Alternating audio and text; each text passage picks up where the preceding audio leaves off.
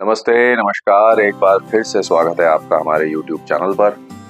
सबसे पहले तो नववर्ष की बहुत सारी शुभकामनाएं। आशा करते हैं कि आपका नया साल आपकी सभी मनोकामनाएं पूर्ण करे।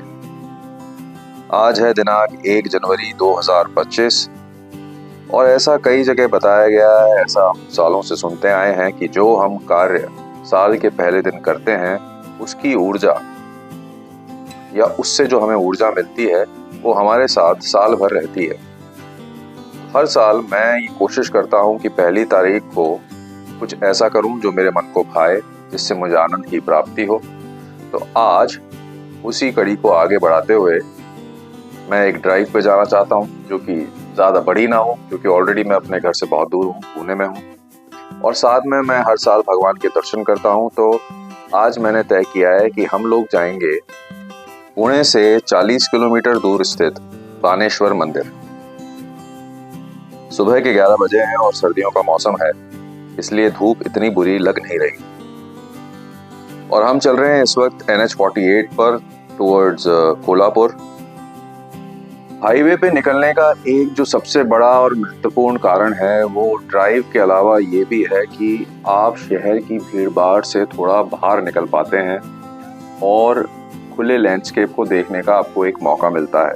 हालांकि जब आप पुणे से बाहर निकल रहे होते हैं तो अब पुणे से या मैं यूँ कहूँ कि पुणे के चारों तरफ बिल्डिंग्स, जो रेजिडेंशियल अपार्टमेंट्स हैं, कमर्शियल बिल्डिंग्स हैं, वो बहुत बन गई हैं, अनगिनत हैं।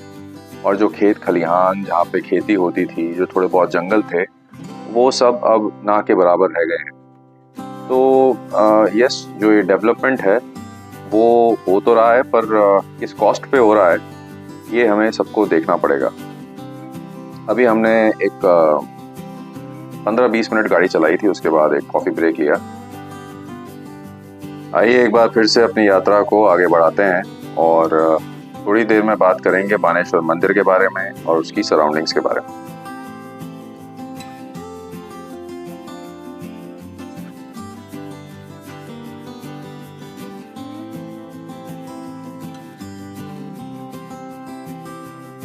ये जो छोटा कस्बा है या इसे छोटा शहर बोलेंगे, इसका नाम है नसरापुर और अमूमन यहाँ पर कहा जाता है कि बहुत भीड़ रहती है, और क्योंकि आज 1 तारीख है, हो सकता है इस कारणवश आज कम भीड़ देखने को मिल रही है।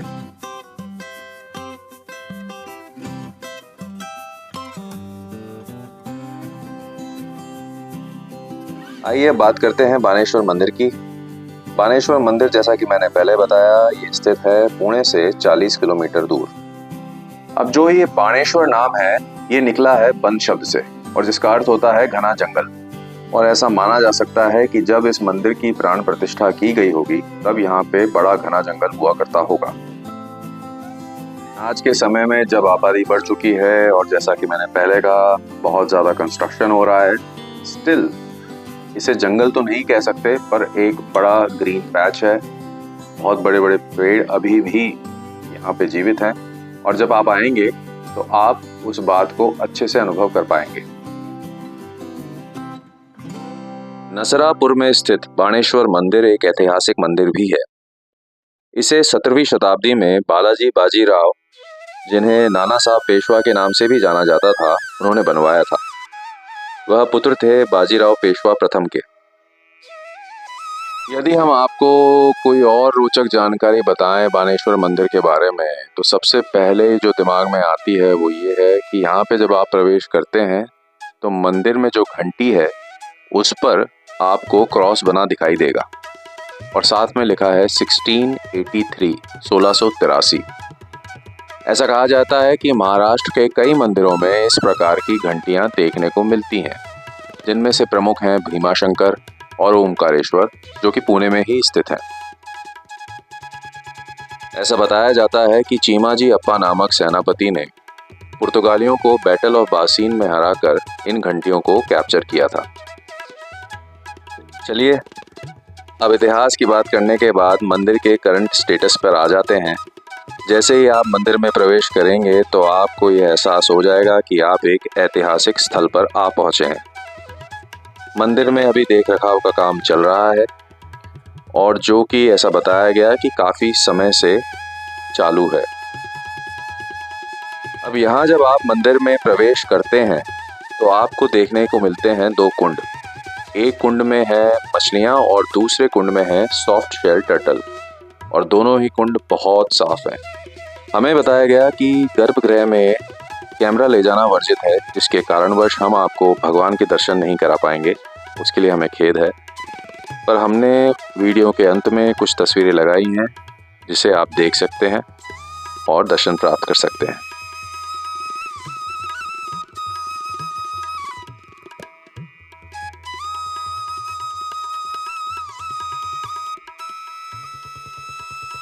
मंदिर परिसर में ही आपको देखने को मिलेगी श्री हनुमान जी की मूर्ति और श्री गणेश भगवान की मूर्ति।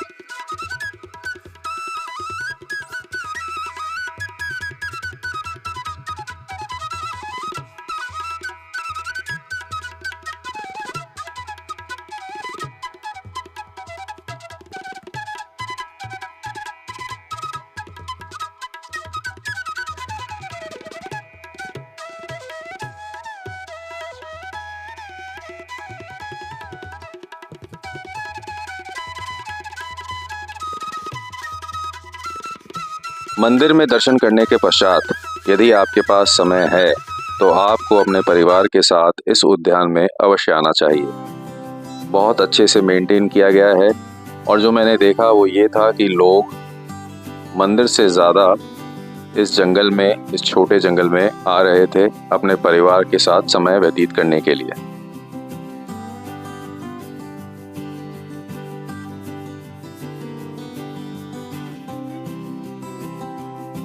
जब आप यहाँ आएंगे तो इस प्रकार के शुद्ध ताज़ा फल खाने को आपको मिलेंगे, और बच्चों के खेलकूद के लिए पूरी व्यवस्था की गई है।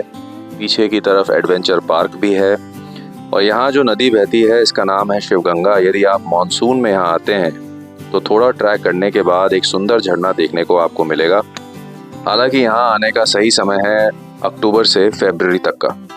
चलिए, अब समय आ गया है कि हम अपनी प्रस्तुति को यहीं विराम दें। आशा करते हैं कि आपको ये वीडियो अच्छा लगा होगा, और एक बार फिर से आपको नए साल की बहुत सारी शुभकामनाएं। अपना ध्यान रखें। नमस्कार।